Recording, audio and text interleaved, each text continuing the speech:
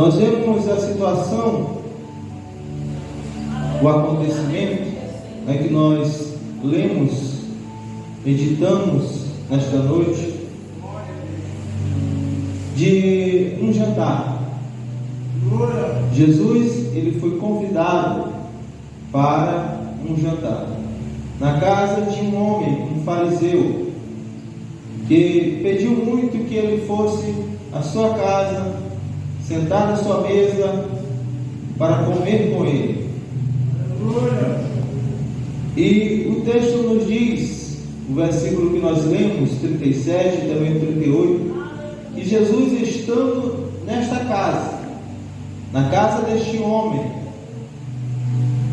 chega uma mulher. Ninguém sabe o seu nome, ninguém sabe de onde ela vinha, mas o certo é que nós sabemos quem ela estava procurando.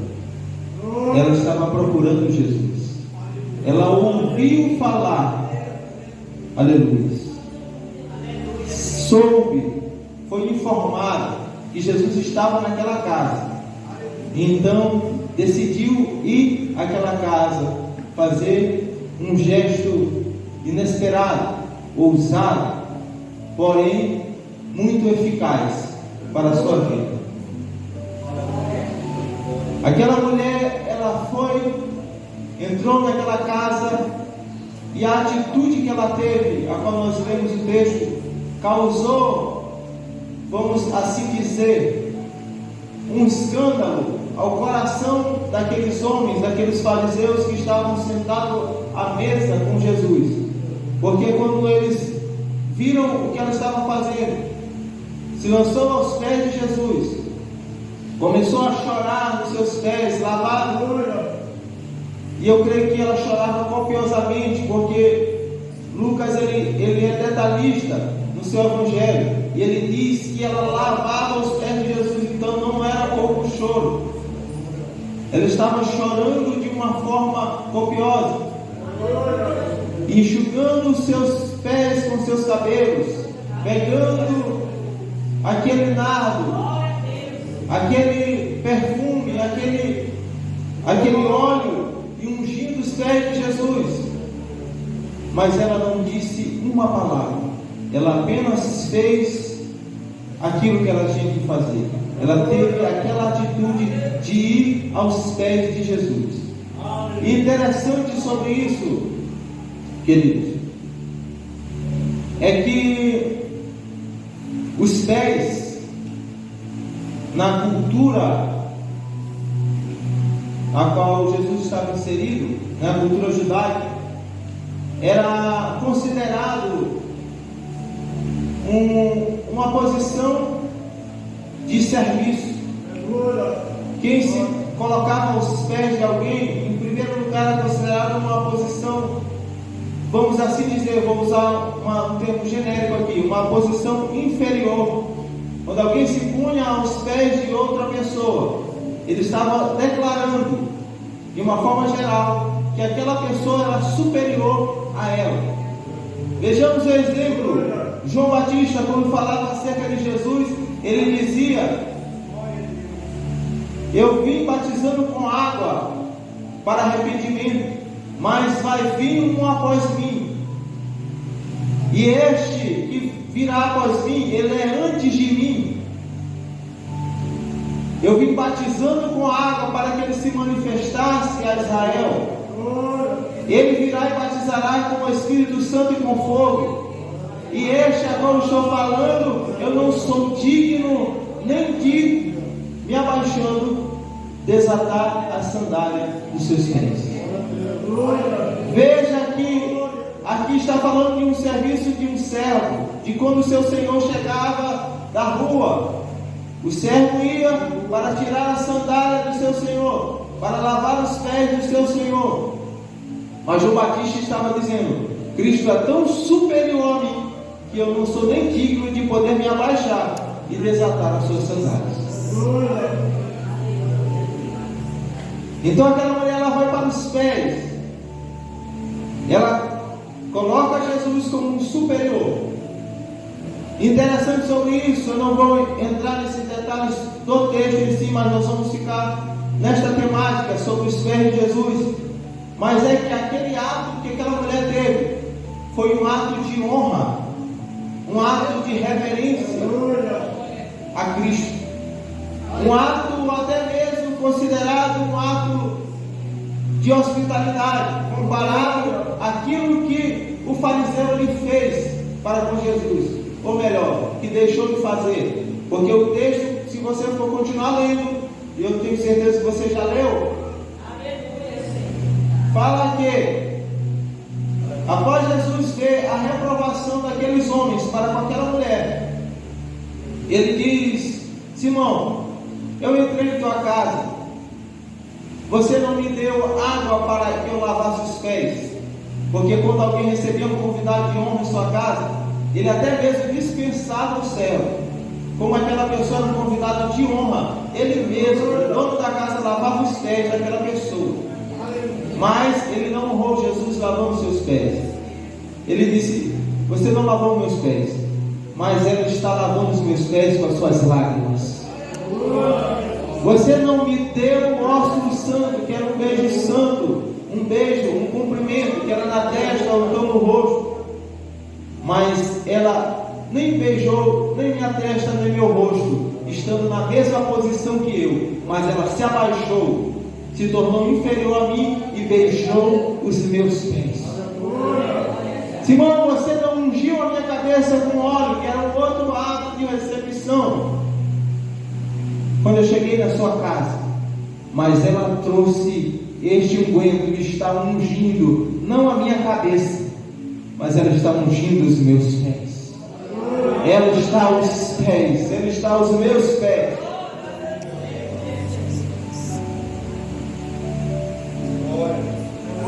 E com esta atitude desta mulher, nós compreendemos que estar aos pés de Cristo é algo essencial para todos nós.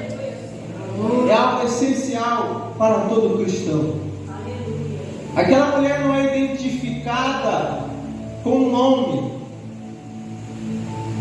Creio eu que Lucas deve ter sido direcionado pelo Espírito Santo a não expor o nome daquela mulher, para que todos nós pudéssemos nos colocar na posição dela. Porque ele, além de não declarar o nome, ele só declara que ela é uma pecadora. Ele não diz o que ela fazia ou o que ela deixava de fazer. Ele só disse que ela era uma mulher que tinha pecado. E assim nós podemos nos colocar na posição dela. Alguém que é pecador, alguém que tinha um pecado e que precisou chegar aos pés de Jesus para poder receber o perdão, para poder receber a restauração. Aleluia.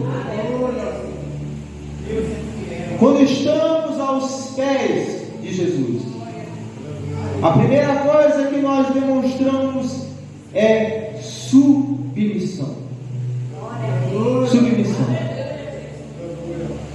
Como eu usei o exemplo aqui, né, de João Batista, mas também há uma comparação acerca da cultura, porque fala que quando alguém se abaixava, seja para lavar os pés de alguém, seja para fazer alguma outra coisa, algum outro serviço, ele era considerado inferior. Ele estava sendo considerado inferior àquele que ele estava servindo. Aquele que estava servindo, que ele estava servindo era o Senhor. Ele que estava abaixado do servo.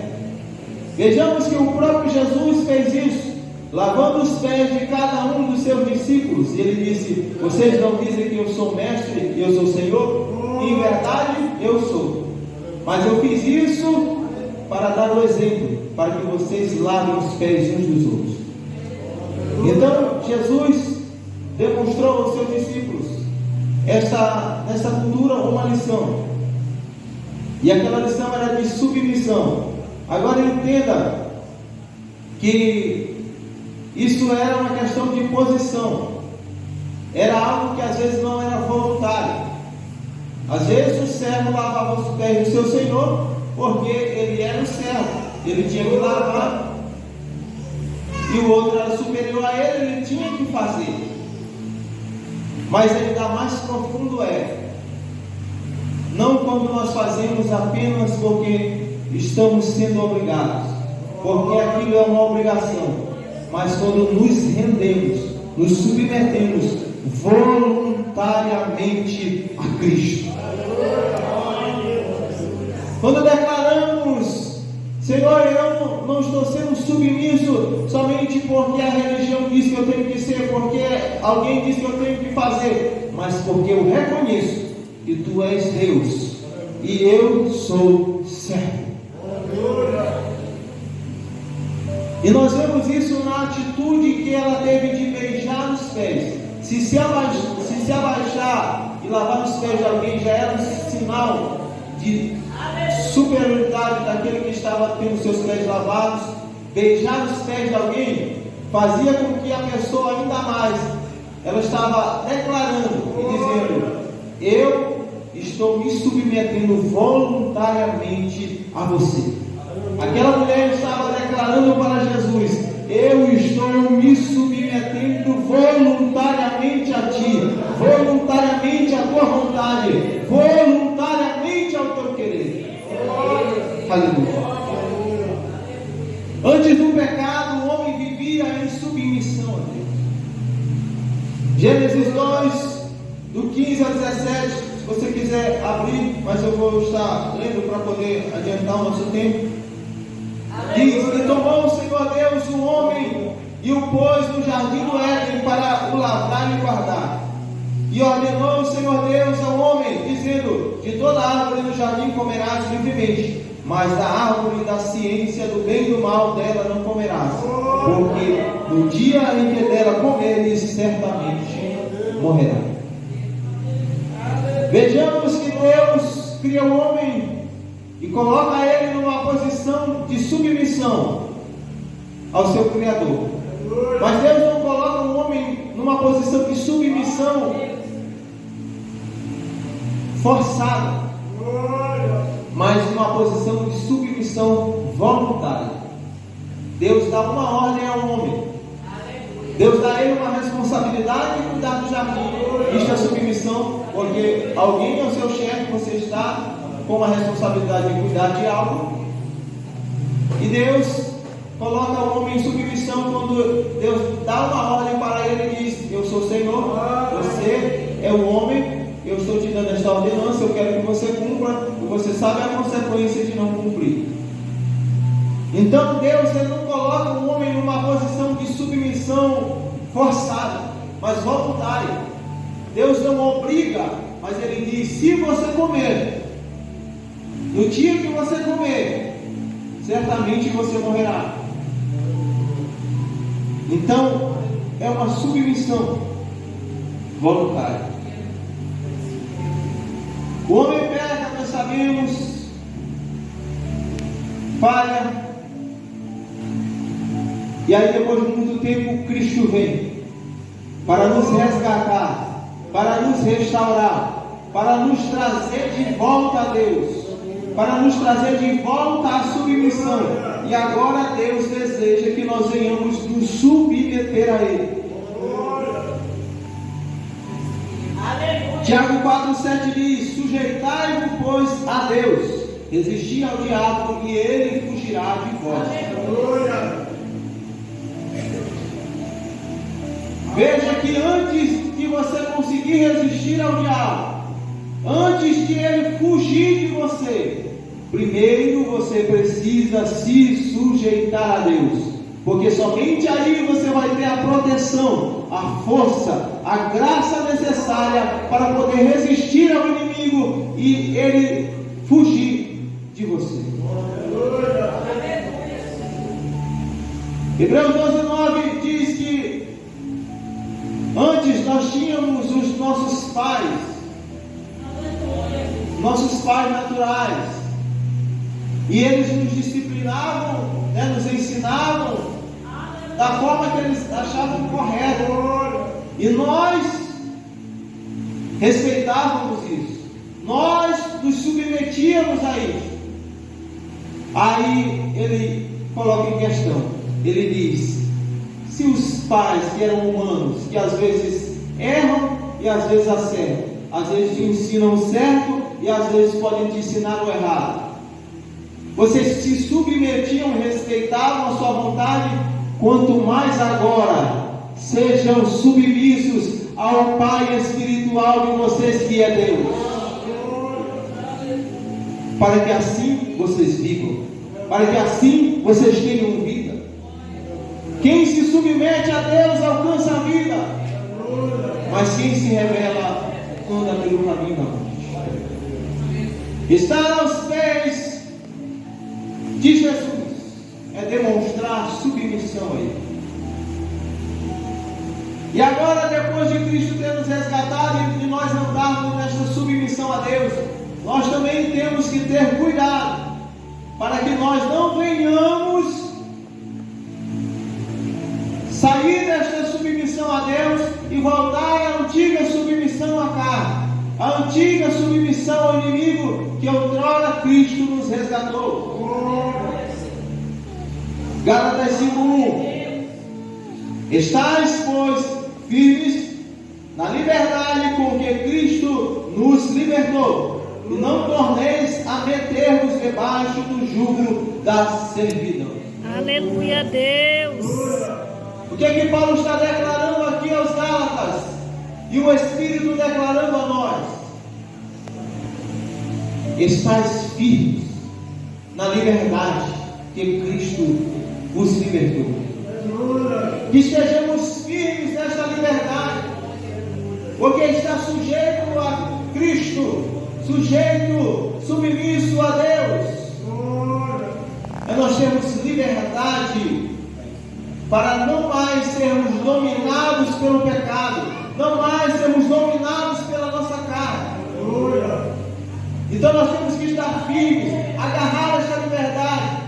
Aí ele diz: por que vocês têm que estar firmes nesta liberdade? Continuando sendo submissos a Deus, para que vocês não tornem a se meter debaixo do jugo de servidão, daquilo ao qual vocês eram escravos antigamente, estavam debaixo do jugo da servidão. Interessante é que ele não fala para que vocês não sejam colocados, metidos por Satanás, para que vocês não sejam colocados debaixo do jugo de servidão pela carne de vocês, pelo pecado deste mundo. Não, ele diz: para que vocês não se coloquem debaixo do jugo da servidão. Depois que Cristo nos alcançou e nos libertou, a única forma do pecado, do inimigo nos aprisionar novamente, é se nós abaixarmos os nossos pescoços e falar para ele: está aqui, pode colocar o jugo de servidão de volta. Mas se nós nos submetemos a Deus, nós sempre receberemos graça do alto, para que possamos estar firmes nesta liberdade, porque para a liberdade Ele nos libertou. 2 Pedro 2,19 diz: de quem,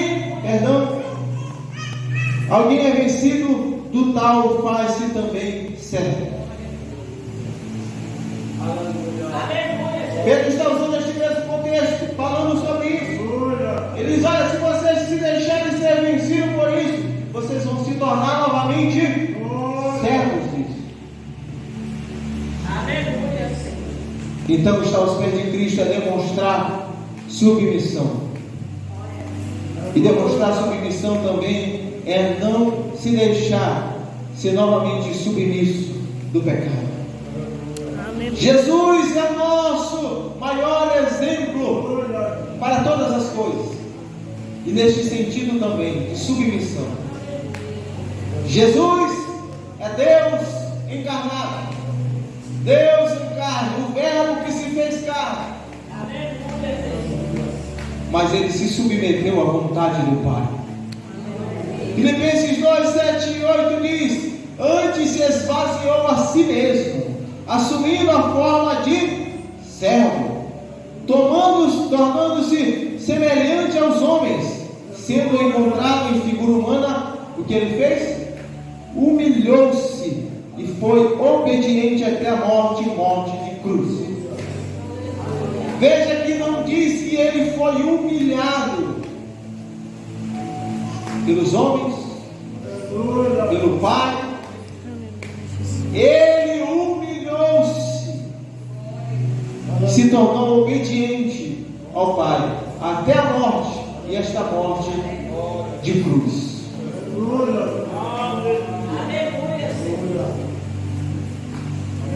Nos dias em que Jesus estava para ser entregue aos homens, na mão dos homens maus, para ser levado, ser julgado, condenado e crucificado, ele declara para os seus discípulos: me convém ir para Jerusalém, para lá ser entregue nas mãos dos gentios, dos fariseus, dos mestres da lei, morrer, mas também ressuscitar. Ele não fugiu do destino que o Pai deu para ele. Foi na noite em que ele estava para ser entregue, ele orou e disse: Abba, Pai, todas as coisas te são possíveis. Passa de mim este cálice. Contudo, não seja o que eu quero, mas que seja feito aquilo que o Senhor quer. Ele se submeteu mesmo na sua parte humana, sofrendo as agonias e as angústias da morte. Ele disse: a minha alma está perturbada até a morte. Vigie comigo. Mas ele se submeteu. Hebreus 4:7 diz que durante os seus dias na terra, Jesus ofereceu orações e súplicas em alta voz, com lágrimas, àqueles que podia salvar, o salvar da morte, e foi ouvido. Sabe por quê? Por causa da sua reverente submissão. A oração de Jesus ao Pai era ouvida porque ele se submetia à vontade do Pai.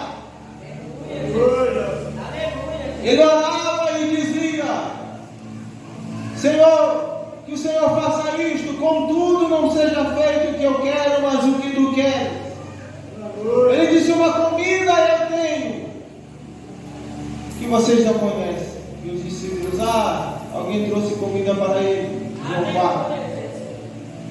E ele disse: a minha comida é fazer a vontade do meu Pai e realizar a sua obra. Estar aos pés de Jesus é demonstrar submissão. Quando demonstramos submissão, nós estamos no centro da vontade de Deus.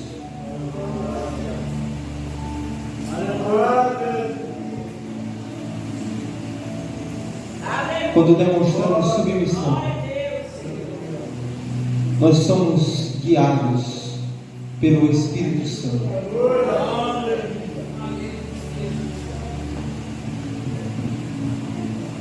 Porque Deus instrui, fala, direciona aquele a qual se submete à sua voz.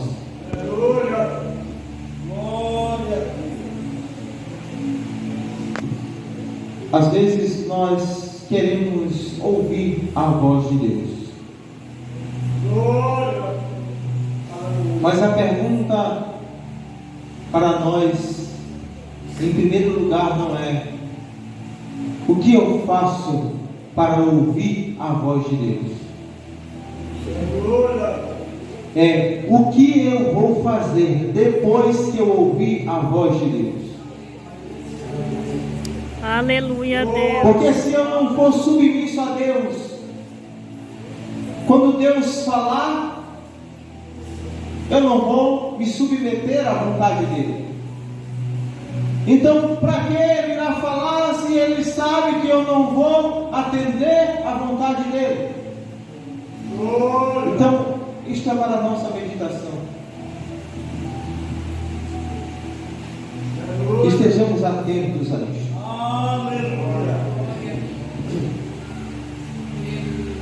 Ouvir e depois obedecer. Estar aos pés de Jesus é demonstrar submissão. Estar aos pés de Jesus é receber instrução. Quando estamos aos pés de Jesus, nós recebemos instrução. Nós vemos uma outra história interessante. No Evangelho de Lucas, capítulo 10, versículos 38 e 39. Você pode acompanhar aí. Que fala acerca da história de duas irmãs, Marta e Maria.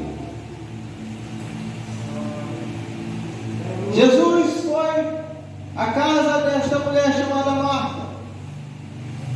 E a palavra do Senhor diz que ele entra naquela casa. E ele começa a ensinar.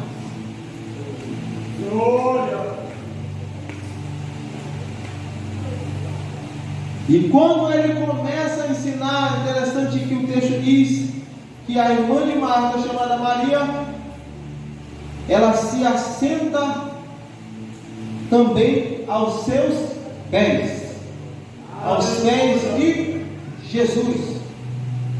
Assentando-se também aos pés de Jesus, ouvia a sua palavra, ouvia a sua mensagem, ouvia a sua instrução, ouvia o seu ensino.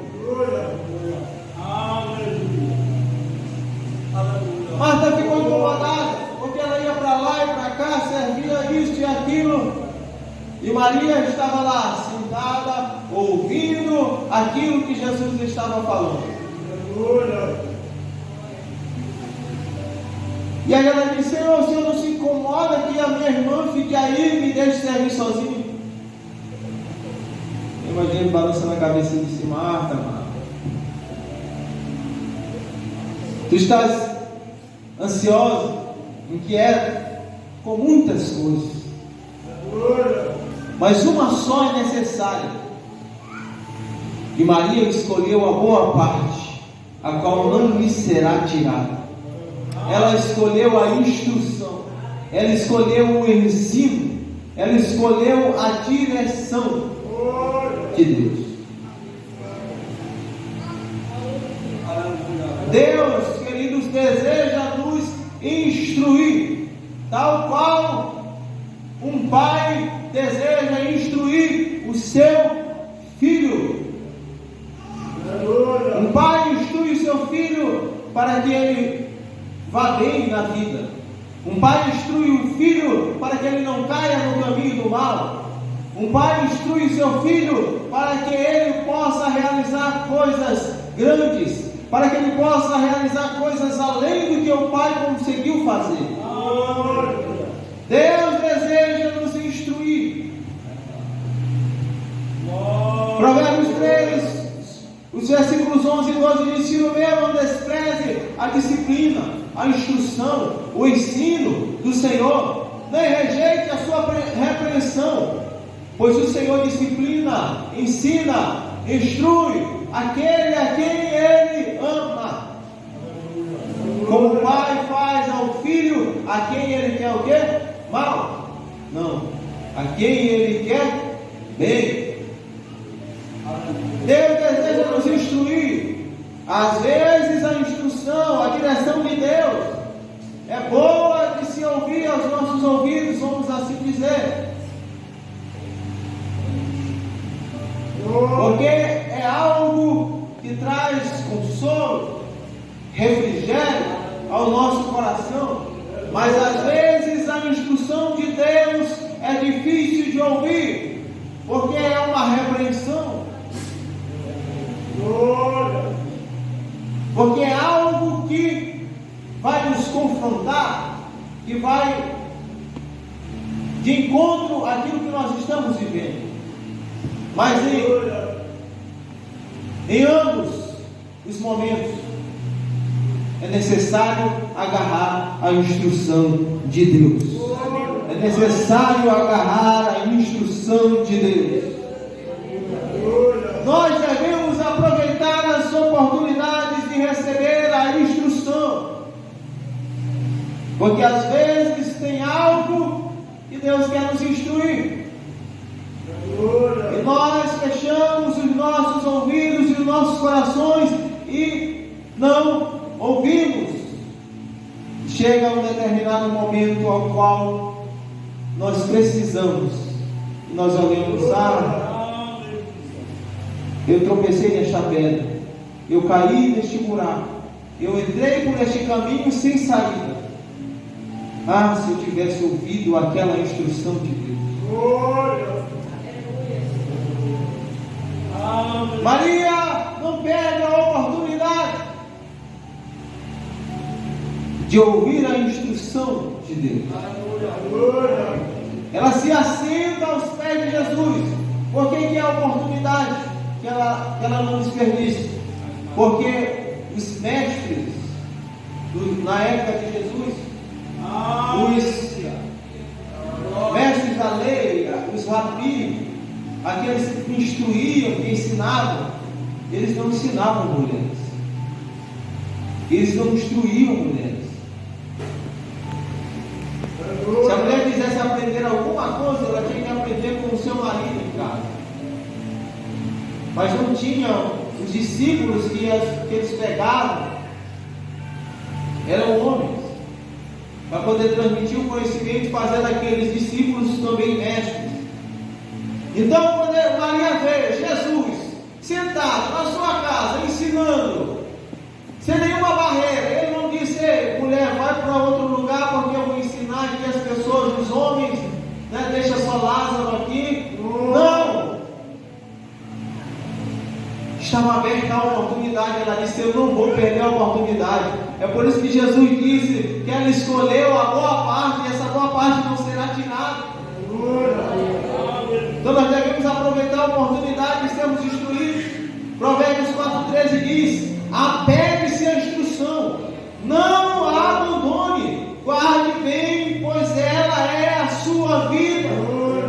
A instrução de Deus, se apega a ela, se agarra a ela, porque ela é a sua vida. Ele não diz: pois ela pode ser a sua vida. Não, ela é. Porque vai chegar o momento em que você vai estar entre a vida e a morte.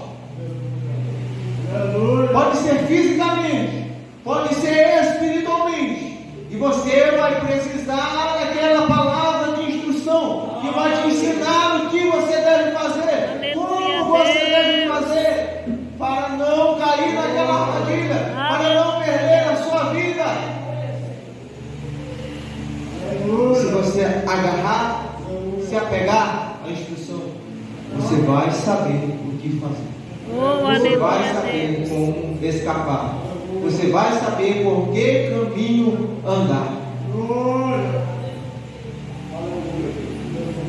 Quem recebe a instrução é bem-aventurado. Provérbios 16:20. Quem considera atentamente a instrução prospera. E bem-aventurado aquele que confia no Senhor.